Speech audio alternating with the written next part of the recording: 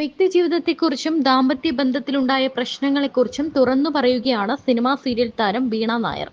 ഭർത്താവിൽ നിന്നും അകന്നാണ് കഴിയുന്നതെന്നും എന്നാൽ നിയമപരമായി തങ്ങൾ വിവാഹമോചിതരായിട്ടില്ല എന്നും വീണ വെളിപ്പെടുത്തി. എന്റെ മകൻ സന്തോഷവാനാണ്. അവൻ ഞങ്ങളെ രണ്ടുപേരെയും മിസ് ചെയ്യുന്നില്ല. കണ്ണൻ വരുമ്പോൾ അവൻ അദ്ദേഹത്തിനൊപ്പം പുറത്തു പോകാറുണ്ട്. അവൻ അച്ഛന്റെ സ്നേഹം കിട്ടുന്നുണ്ട്. എനിക്കൊരമ്മയുടെ സ്നേഹം മാത്രമേ കൊടുക്കാൻ പറ്റൂ. അച്ഛന്റെ സ്നേഹം കൊടുക്കാൻ പറ്റില്ല. അത് അവന് അദ്ദേഹത്തിലൂടെ ഇപ്പോഴും കിട്ടുന്നുണ്ട്. ഞങ്ങൾ തമ്മിലുള്ള പ്രശ്നം അത് ഞങ്ങൾ തമ്മിലുള്ള പ്രശ്നം മാത്രമാണ്. എല്ലാവരുടെയും ജീവിതത്തിൽ എല്ലാ കാര്യത്തിനും അതുപോലൊരു ഫുൾ സ്റ്റോപ്പ് ഉണ്ടായിരിക്കും. അതുപോലൊരു ഫുൾ സ്റ്റോപ്പ് ഇക്കാര്യത്തിലും ഉണ്ടാകും. അതങ്ങനെയാണ് എന്നുള്ളത് വൈകാതെ അറിയിക്കും. അദ്ദേഹത്തിന്റെ പോസ്റ്റ് ഞാനും കണ്ടിരുന്നു. അതിനുള്ള എല്ലാ അവകാശവും അദ്ദേഹത്തിനുണ്ട്. മറ്റൊരു സ്ത്രീയാണ് അദ്ദേഹത്തിന് ശരിയായി തോന്നുന്നതെങ്കിൽ ഞാൻ എന്ത് പറയാനാണ്? നേരത്തെയൊക്കെ ഇങ്ങനെ ചോദിക്കുമ്പോൾ ഒരു ബുദ്ധിമുട്ട് വരും. എനിക്കൊരു മകനുണ്ട്. അവന്റെ കാര്യങ്ങൾ നോക്കി നടത്തണം. പ്രൊഫഷനായി മുന്നോട്ട് പോകണം. നിയമപരമായി ഞങ്ങൾ വിവാഹമോചിതരായിട്ടില്ല, അകന്ന് കഴിയുകയാണ് എന്നത് സത്യമാണ് എന്നാണ് വീണ നായർ പറഞ്ഞത്. ബിഗ് ബോസ് ദാമ്പത്യ ജീവിതത്തെ ബാധിച്ചു എന്ന തരത്തിലുള്ള വാർത്തകളും വീണ നിഷേധിച്ചു. ഒരു ഷോ കാരണം ഒന്നും തകരുന്നതല്ല കുടുംബം. അത് കുറേ നാളുകളായുള്ള യാത്രകൾ കൊണ്ട് സംഭവിക്കുന്നതാണ്. ബിഗ് ബോസ് കാരണം എന്റെയും മഞ്ജു പത്രോസിന്റെയും ഒക്കെ കുടുംബം തകർന്നുവെന്ന പല കമന്റുകളും കണ്ടിരുന്നു. അതങ്ങനെയല്ല. താൻ നേരിടുന്ന ബോഡി ഷേമിങ്ങിനെ കുറിച്ചും വീണ നായർ പറയുന്നുണ്ട്. ചേച്ചിയുടെ പല ഇന്റർവ്യൂസിലും ചേട്ടനെ പറ്റി നല്ല രീതിയിൽ തന്നെ ചേച്ചി ഇപ്പോഴും നല്ലതേ ഉള്ളൂ എനിക്ക് കമന്റ് ചെയ്തിട്ടുള്ളൂ. പക്ഷെ പിന്നീട് ആ റിലേഷൻഷിപ്പ് മുന്നോട്ട് പോയതുമില്ല. ആക്ച്വലി എന്തെങ്കിലും ചേച്ചിക്ക് പറയാനുണ്ടോ? എന്തെങ്കിലും പറയാനുണ്ടോ എന്ന് ചോദിച്ചാല് ഒറ്റൊരു കാര്യം പറയാനുള്ളൂ. നമ്മൾ ആരായിക്കോട്ടെ, നമ്മൾ റിലേഷൻ തുടങ്ങുന്നതും കല്യാണം കഴിക്കുന്നതും എല്ലാം ഇത് നിർത്താൻ വേണ്ടിയിട്ടോ ഡിവോഴ്സ് ആകാൻ വേണ്ടിയിട്ടോ അല്ല. പക്ഷെ സാഹചര്യങ്ങൾ കൊണ്ടോ അല്ലെങ്കിൽ എന്തെങ്കിലും പ്രശ്നങ്ങൾ കൊണ്ടോ നമുക്ക് മുന്നോട്ട് പോകാൻ തീരെ പറ്റുന്നില്ല എന്ന് തോന്നിയാൽ നമ്മൾ അത് പതിയെ വളരെ ഗ്രാജുവലി അല്ല ഒറ്റയടിക്ക് ബായ്, മറ്റേ ഇംഗ്ലീഷുകാരൻ മറ്റേ കോഫി കുടിച്ചിട്ട് ബായ് പറഞ്ഞു പോകുന്നത് പോലെ നമ്മൾ 8 വർഷം ഞാൻ എൻ്റെ ലൈഫിൽ എൻ്റെ കൂടെ ഉണ്ടായിരുന്ന ആളാണ്.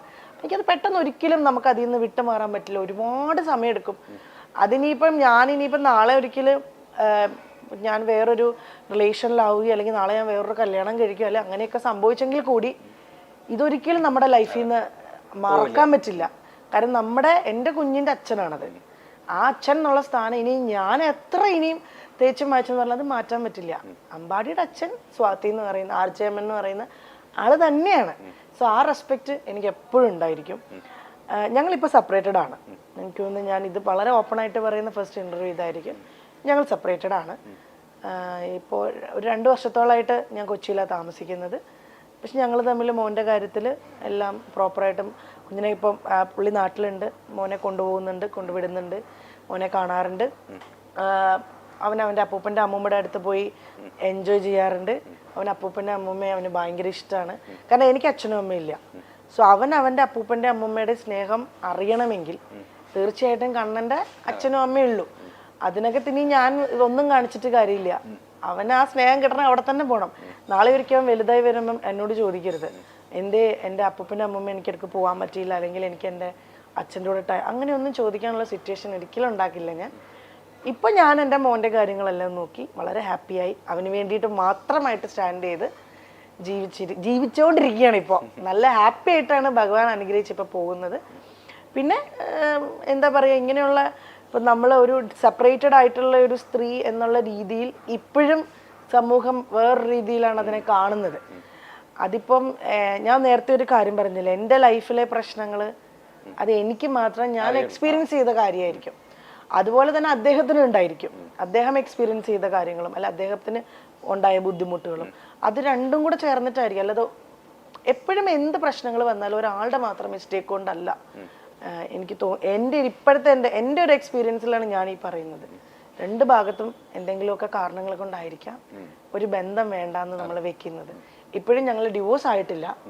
ഇനി നാളെ ഒരിക്കൽ ഞങ്ങൾ മുന്നോട്ടേക്ക് മോന് വേണ്ടിയിട്ട് പോകുമെന്നും അറിയില്ല. പൂർണ്ണമായിട്ടും ആ ബന്ധം വേണ്ട എന്ന് നമ്മൾ മറ്റേ കട്ടൻ റൈറ്റ് പോലെ അങ്ങനത്തെ ഒരു തീരുമാനത്തിൽ എത്തിയിട്ടില്ല. പക്ഷെ ഞങ്ങൾ വിളിക്കും, മോൻ്റെ കാര്യം സംസാരിക്കും, വഴക്ക് പിടിക്കാറുണ്ട്. ഇപ്പോഴും ഞങ്ങൾ തമ്മിൽ വഴക്കുണ്ടാവാറുണ്ട്, ഫോണിൽ കൂടെ ആർഗ്യുമെന്റ്സ് ഉണ്ടാവാറുണ്ട്. നമുക്ക് വേണ്ട എന്ന് പൂർണ്ണമായിട്ടും നമ്മൾ തീരുമാനിച്ചാൽ പിന്നെ ഈ വഴക്കിൻ്റെ ആർഗ്യുമെന്റ്സിൻ്റെയും കാര്യങ്ങളില്ല. കട്ട് ഓഫ് ചെയ്താൽ പിന്നെ നെവർ മൈൻഡ്, അങ്ങനെ ആണല്ലോ. പക്ഷെ ഇപ്പോഴും അത് അങ്ങനെ പോയിക്കൊണ്ടിരിക്കുക. ഇപ്പോഴും മറ്റേ ക്ലൈമാക്സ് ആയിട്ടില്ല. ക്ലൈമാക്സ് ആകുമ്പോൾ ഉറപ്പായിട്ടും ഞാൻ എൻ്റെ ഒഫീഷ്യൽ പേജിലൂടെ, കാരണം ഇത് ഞാൻ പോലും അറിയാതെ നാട്ടുകാർ ആഘോഷിച്ചു. കാരണം ഞാൻ എൻ്റെ കുറെ വാർത്തകൾ ഇതിനോടകം വന്നിരുന്നല്ലേ, അതായത് ആ സമയത്ത് ബിഗ് ബോസിൽ നിന്ന് ഇറങ്ങിയതിന് ശേഷമാണെന്ന് തോന്നുന്നു കുറെ ന്യൂസ് വന്നിരുന്നു, സെപ്പറേറ്റഡ് ആയി, ഡിവോഴ്സ്ഡ് ആയി എന്നൊക്കെ പറഞ്ഞു. അതെ, അത് പിന്നെ അത് ഞാൻ ഒരിക്കലും മറ്റുള്ളവരെയും കുറ്റപ്പെടുത്തില്ല. കാരണം ഇൻഡസ്ട്രിയിലുള്ള എല്ലാ ആൾക്കാർക്കും എന്തെങ്കിലും നമ്മൾ തമ്മിലൊരു പിണക്കം വന്നാൽ കൂടെ അവർക്ക് എപ്പോഴും ക്യൂരിയോസിറ്റിയാണ്. സെലിബ്രിറ്റീസ് ആയാലും, അല്ലെങ്കിൽ ഇപ്പോൾ രാഷ്ട്രീയക്കാരുടെ ലൈഫായാലും, അല്ലെങ്കിൽ ഇപ്പോൾ ഇൻഫ്ലുവൻസേഴ്സിന്റെ ലൈഫായാലും ഒക്കെ സെലിബ്രിറ്റി എന്നുള്ളൊരു സ്റ്റാറ്റസ് ഉണ്ട്. അവരുടെ ലൈഫിൽ എന്ത് നടക്കണു എന്നറിയാൻ വേണ്ടിയിട്ട് അത് ഓൾമോസ്റ്റ് ഇപ്പം നമുക്ക് പോലും നമ്മുടെ കൂടെയുള്ള സെലിബ്രിറ്റീസിന്റെ ലൈഫിൽ എന്ത് നടക്കുമെന്ന് ഒരാൾ പറയുമ്പോൾ അത് കേൾക്കാനുള്ള കൗതുകമുണ്ട്. ആ കൗതുകം തന്നെ അവർക്കുള്ളൂ.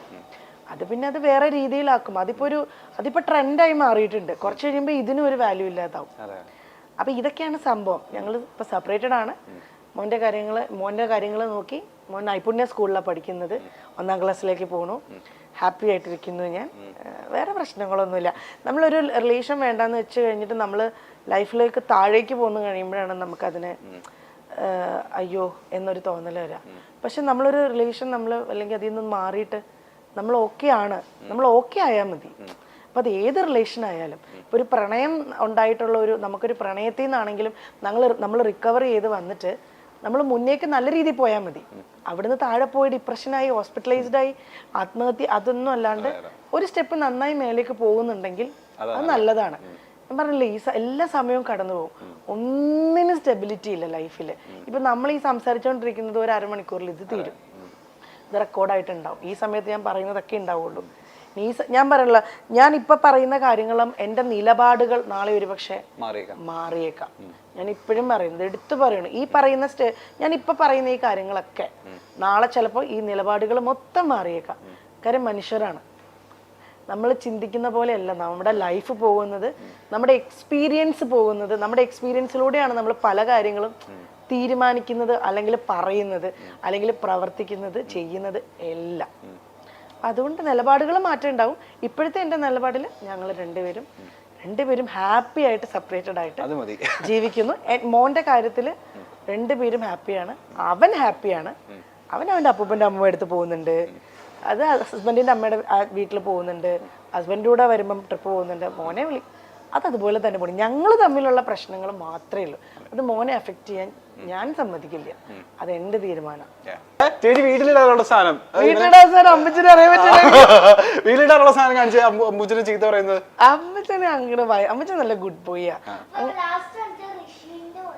ഋഷി പോലെ കാണിച്ചത്. അമ്മച്ചൻ നല്ല ഗുഡ് ബോയ് ആട്ടോ. അമ്മ എങ്ങനെയുണ്ട്? വീട്ടിൽ എങ്ങനെയുണ്ട്? ഭയങ്കര ദേശക്കാരിയാണോ?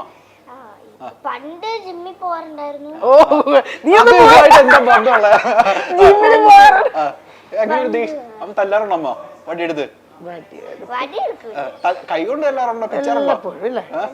അമ്മ ഏറ്റവും കൂടുതൽ ദേഷ്യപ്പെടുന്നത് എന്തിനു വേണ്ടിട്ടാ?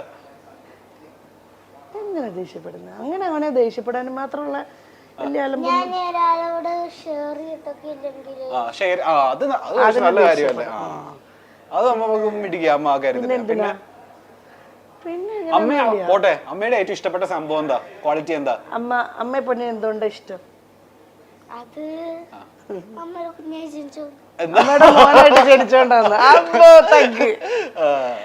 അടിപൊളി. പിന്നെ പിന്നൊന്നുമില്ല. അമ്മയുടെ ഒട്ടും ഇഷ്ടമില്ലാത്ത കാര്യം എന്താ? ദേഷ്യപ്പെടുത്തായിരിക്കും. അമ്മ എപ്പോഴും ദേഷ്യപ്പെടുവോ? ഇടയ്ക്ക് ഭയങ്കരയാണോ അമ്മ? പാവണോ? ഞാൻ ഈ കുരുത്തക്കേടൊക്കെ കാണിക്കും അമ്മ.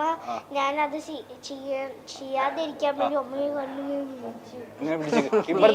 ഇപ്പുറത്ത് വന്ന് ചേട്ടന് കിട്ടുന്നില്ലെന്ന് തന്നെ.